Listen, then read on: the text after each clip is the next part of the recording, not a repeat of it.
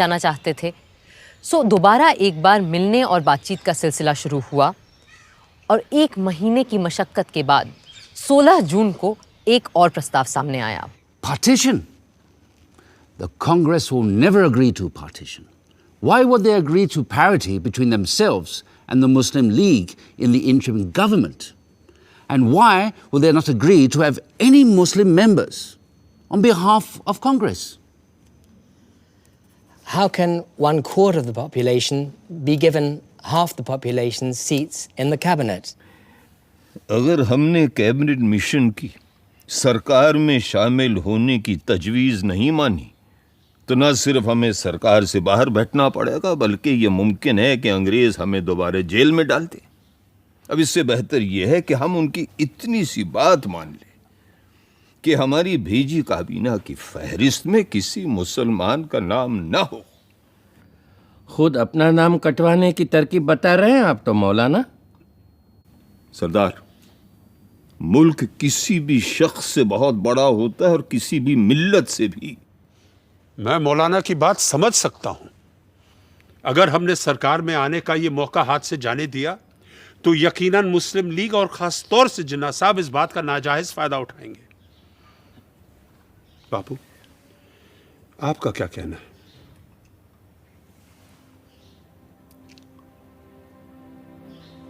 मैं किसी फायदे या नुकसान की बात नहीं जानता। मैं वही बोलूंगा जो मेरी आत्मा का कहना है, और मेरा मानना यह है कि जिन्ना साहब के डर से या सरकार में शामिल होने की जल्दबाजी में अगर हमने कांग्रेस की सूची से मुस्लिम भाइयों के नाम काट दिए तो हम में और उनमें अंतर क्या रह जाएगा?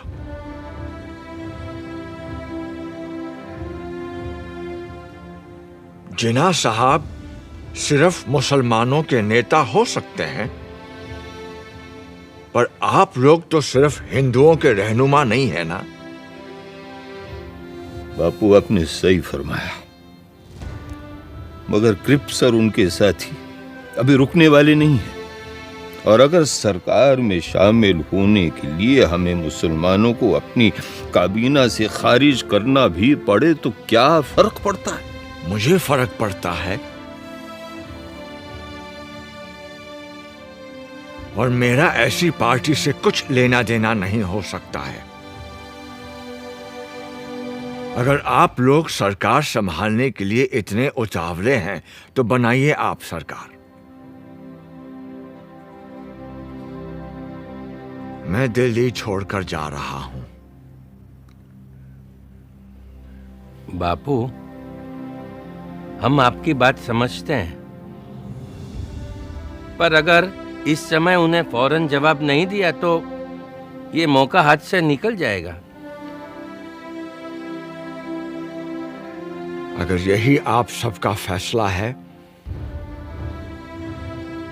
तो मैं अपनी हार स्वीकार करता हूं।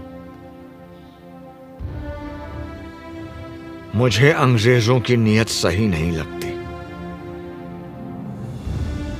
पर मेरी बात ही सही है।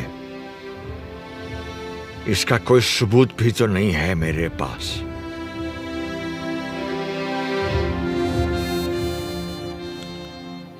अगर आप सबकी आज्ञा हो तो मैं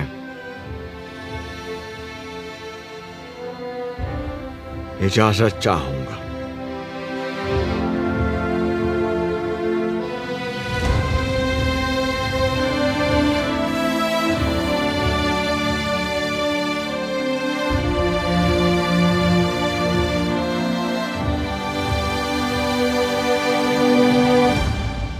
तो अब हम बापू को जाने दें।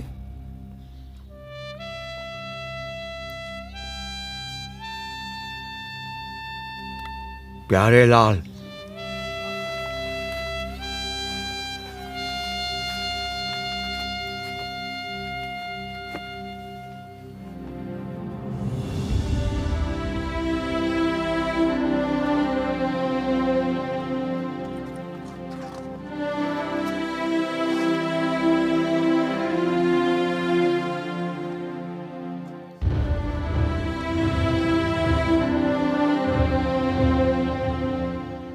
यूं नया संविधान बनाना तय हो गया, और ये भी कि जिन्ना साहब की तजवीज़ के खिलाफ सिर्फ एक संविधान सभा मुल्क का रूप स्वरूप तय करेगी।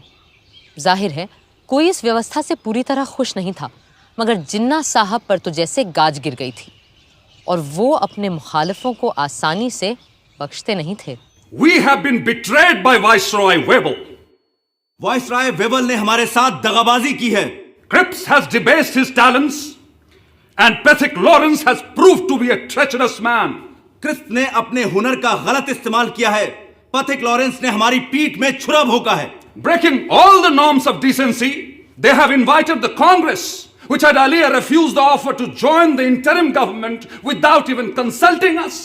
भलमनसियत के सारे पैमाने तोड़कर कांग्रेस को सरकार में शामिल कर लिया गया, जबकि कांग्रेस ने पहले साफ साफ इनकार कर दिया था, और ऊपर से तुर्रा ये कि ये सब बिना हमसे पूछे, बिना हमारी इजाजत लिए बगैर किया गया है।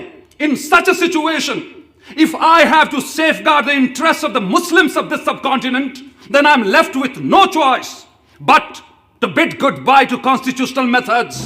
इस सूरत में अगर मुझे मुसलमानों की इज्जत, गैरत और हुकूक को बचाना है, तो मेरे पास कोई और सूरत ही नहीं रहती सिवाय इसके कि हम कॉन्स्टिट्यूशनल यानी आईनी तरीकों को ताक पे रख दें। The Hindu Congress has time and again employed the weapon of mass struggle to intimidate us, and the British have held their arms in authority to crush us. हिंदुओं की कांग्रेस हमेशा अवामी जद्दोजहद के नाम पर हिंदुओं के हुजूम से हमें डराती आई है, और अंग्रेज हुक्मरान अपनी बंदूकों, बेतों और बेनटों से हमें कुचलते आए हैं। Today, we too have forged a weapon and are in a position to use it. अब हमने भी अपना हथियार तैयार कर लिया है, और हम इसका इस्तेमाल भी जानते हैं। I call upon all the Muslims of this country to take to direct action. आज मैं हिंदुस्तान के सारे मुसलमानों से डायरेक्ट एक्शन की अपील करता हूँ। From Friday the 16th of August, we will resort to direct action till we have achieved our cherished goal, our Pakistan. ऐ अल्लाह के नेक बंदो, आने वाले जुमे 16 अगस्त से हम सीधी आर पार की लड़ाई लड़ेंगे। डायरेक्ट एक्शन और हथियार तभी रखेंगे जब मंजिल मखसूस सामने दिखाई देगी, यानी हमारा प्यारा पाकिस्तान। पाकिस्तान पाकिस्तान पाकिस्तान। मगर कायदे आजम, क्या हमारा डायरेक्ट एक्शन नॉन वायलेंट होगा? I am not going to discuss ethics here. और आप सभी लोग जानते हैं कि मुझे गांधी की अहिंसा वहिंसा में कोई यकीन नहीं है। कायदे आजम मोहम्मद अली जिन्ना।